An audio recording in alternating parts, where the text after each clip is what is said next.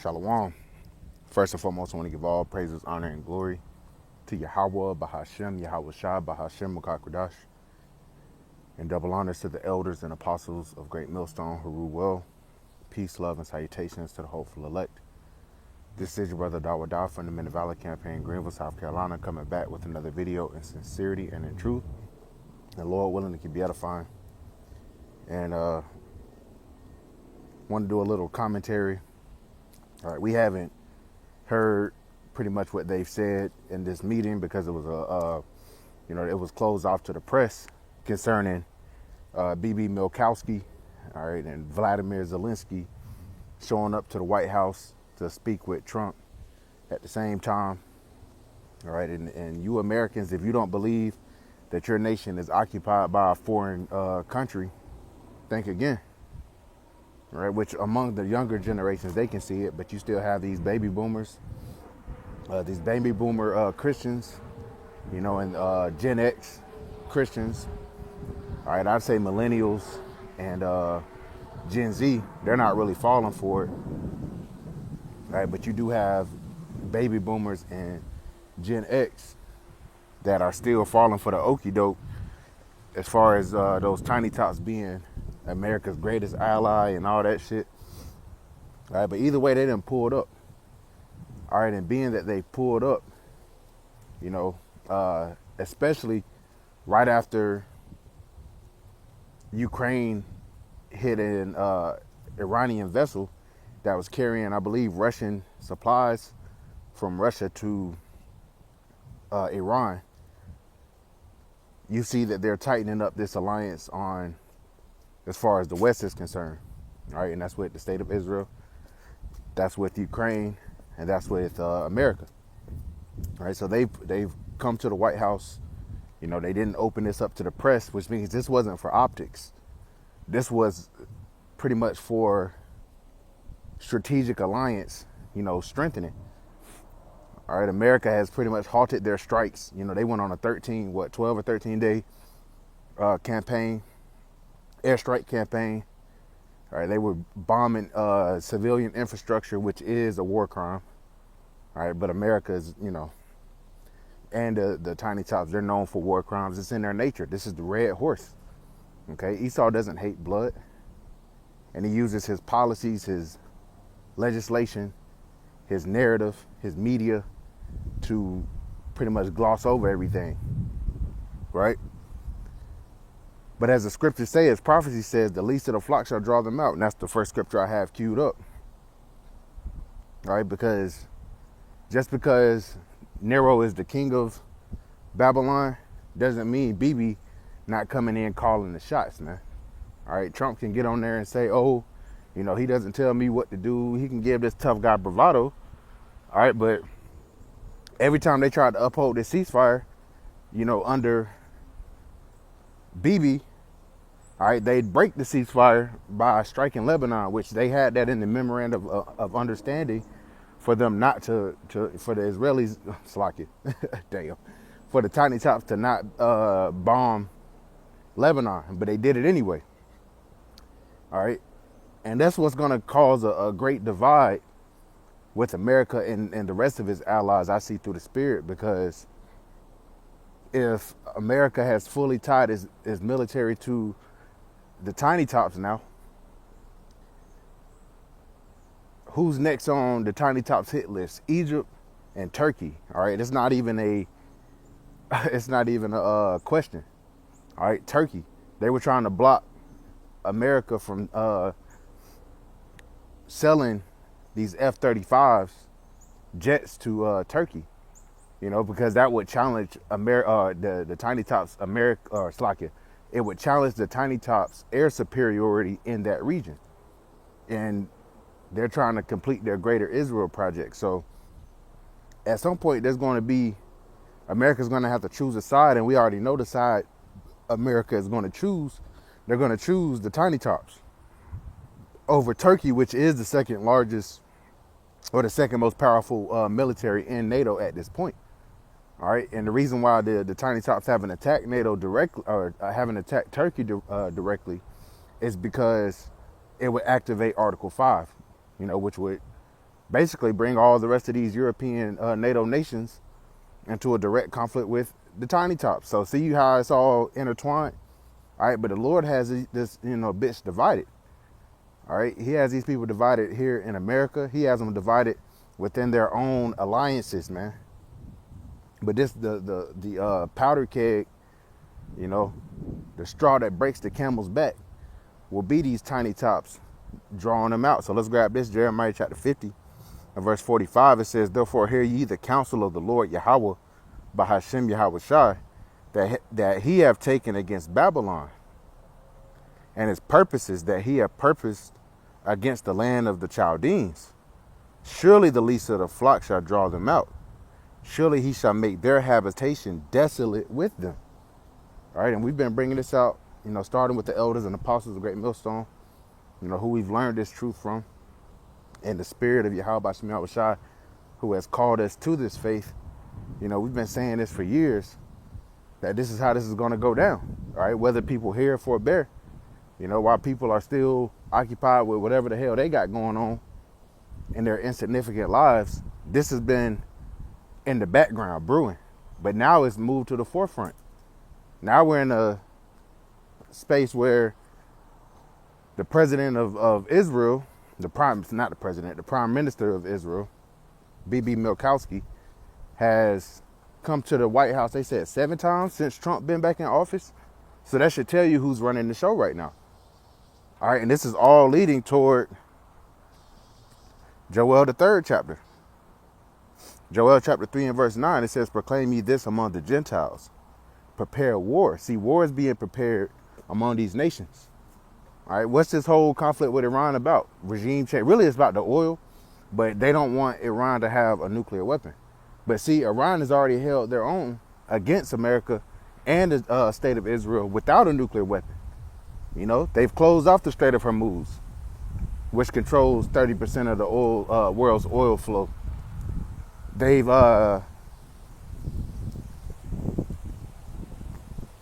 collaborated with Yemen, or the Houthis in Yemen, to close off the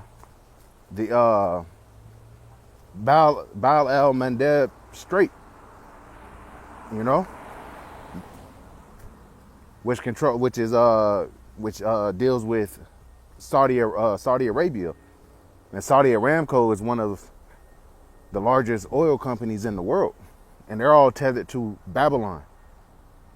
So Iran is touching America's pockets, and they've already proven their resolve. It doesn't matter how many damn people you blow up. Again, the population is 90 million, and they don't take too kindly to the fact that you killed their Ayatollah. They want blood. There's another generation that's being raised up to hate Americas and to hate they call them Big Satan and Little Satan, right? So war is being prepared. It says, wake up the mighty men, let all the men of war draw near, let them come up. And that includes America, because there will be a draft here in America, another draft. And this time, there will be a massive mobilization of troops here. I saw a meme earlier. They was talking about, you got your girlfriend that's preparing, planning the future and all that shit, but your ass going to fight in Iran. They also said during this that Bibi was gonna basically give them classified information that Iran has its nuclear enrichment program heavily fortified under Pickaxe Mountain, and that they would have to bomb Pickaxe Mountain, and that's probably not going to work. So what's the solution? Send in American troops to go take Pickaxe Mountain. All right, and the Iranians, they're waiting on you. They're waiting. They've been preparing for this. They've seen how you dealt in Syria. They've seen how you dealt in Iraq. They've seen how you dealt in Afghanistan. And they've been preparing.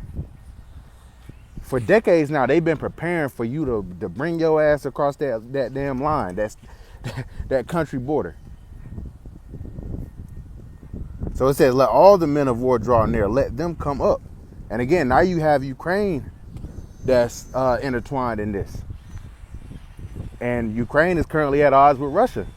Gog and Magog, Ezekiel the 38th chapter. And the scriptures plainly say that Gog and Magog, meaning Russia, is going to be a guard unto Persia, which is the Iranians. So you see how this is all playing out.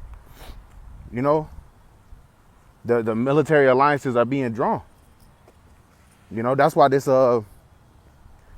White House meeting between these three countries that I mentioned is so telling as far as where we are in prophecy, because we're standing upon the watch.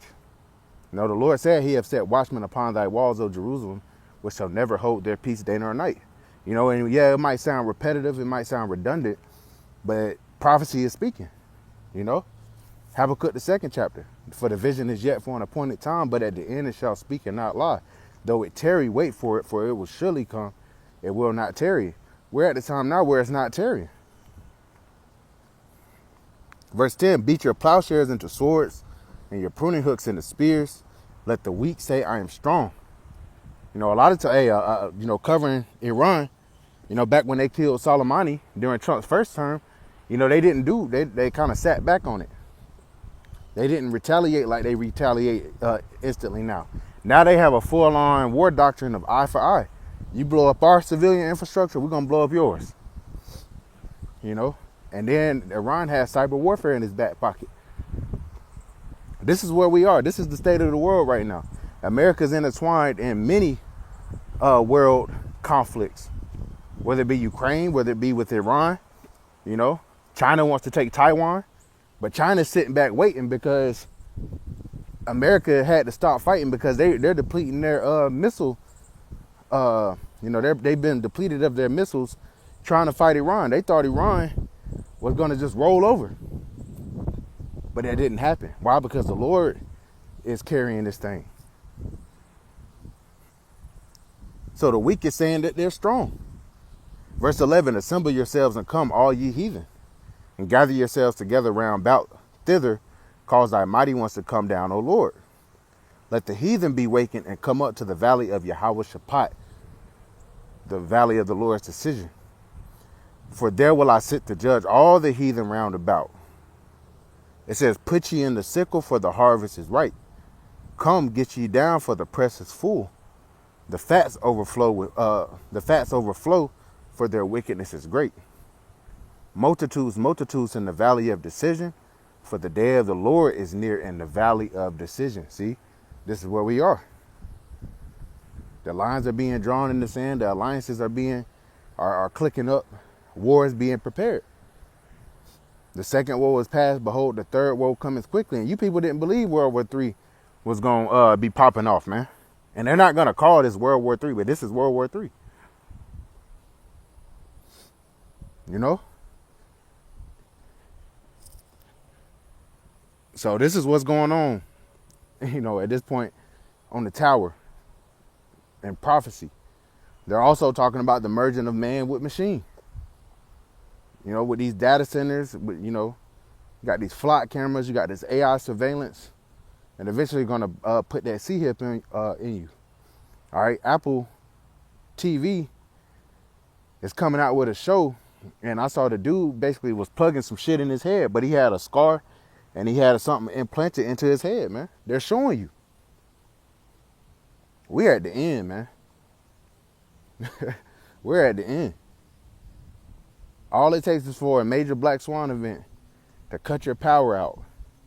You know, there was major disruptions to these different telecommunication companies. You know, I think T-Mobile, Verizon, that's been affecting people. So things are moving, things are happening. All right, and we're staying prayed up. But this is the end. There's no mistake about it, man. All right, there are no off ramps. There is no more diplomacy for how to handle this. It's only going to be war, and this ends with Babylon. I'll grab this to finish off. In Isaiah the 13th chapter.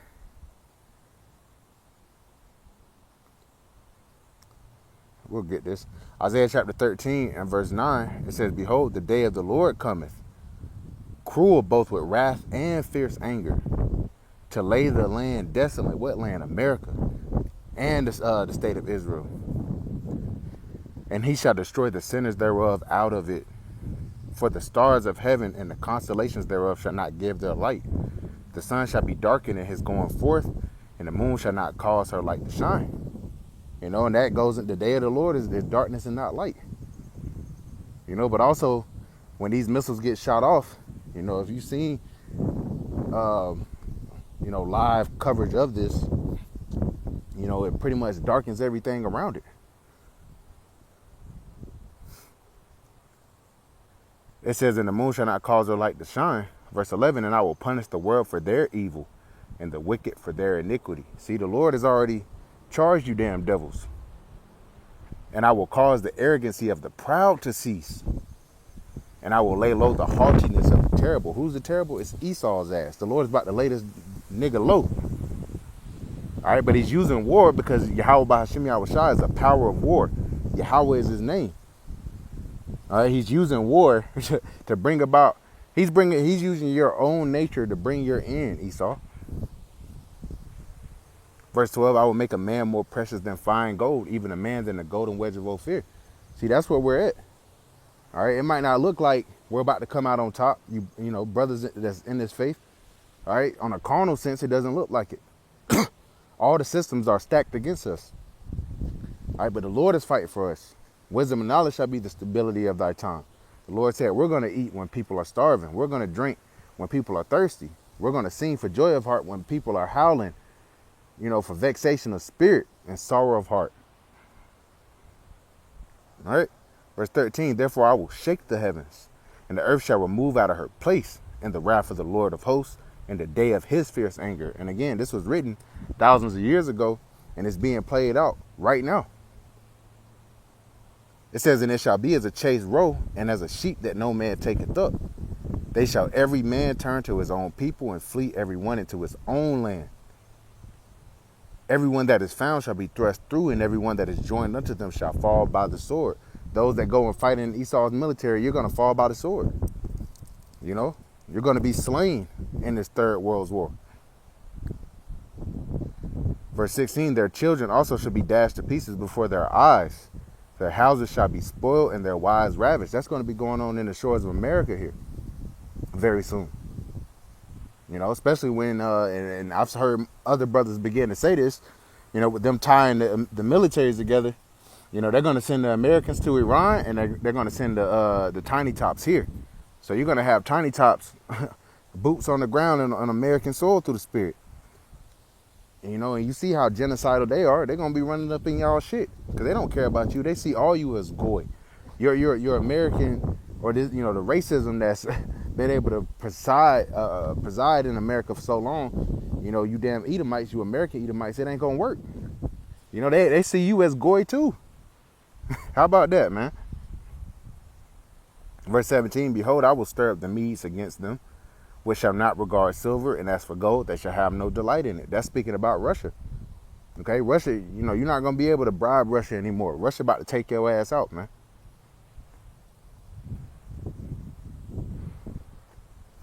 Verse 18, it says, their bows, meaning their missiles, also shall dash the young men to pieces. See? You young men that's about to get drafted to this war, you're about to be dashed to pieces. And they shall have no pity on the fruit of the womb. Their eyes shall not spare children, because when these nuclear missiles get shot off, it's mutually assured destruction. Okay?